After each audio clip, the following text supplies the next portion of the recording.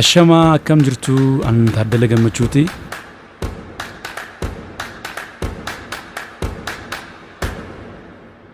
Akka badeen dhufnee giibeen nan ceesisu. Akka badeen dhufnee giibeen nan ceesisu. Akka obseen teenyee maata beekoo yaaddoon keenan teessisu. Yaada faatis faroo beenuun buuna katamaa aggaaroo. Kun YouTube chaanaalii kooti. Sirboottiin kanaan duras qabu kan kana boodas baasuu YouTube chaanaalii kanarratti argatta waan ta'eef jinagaa ol nu agartu galatooma. Eegaan hordoftoota keenya Taaddalaa Gammachuu artistii uummata Oromoo biratti beekamaa ta'ee fi wallee isaan gaarraa baasanillee uummata Oromoo biratti artistii jaalatamaadha. Yeroo hammaa kana sirba rawaa isaa gadhiisuu fedha.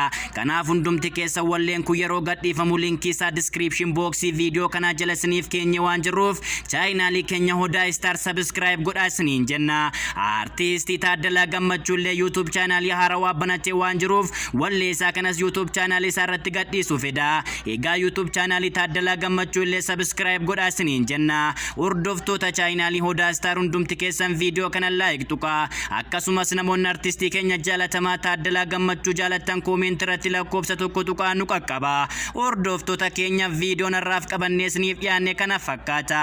Hanga viidiyoo biraa walitti deebinee dhufnutti turtii gaarii qabaadhaa. Bye bye.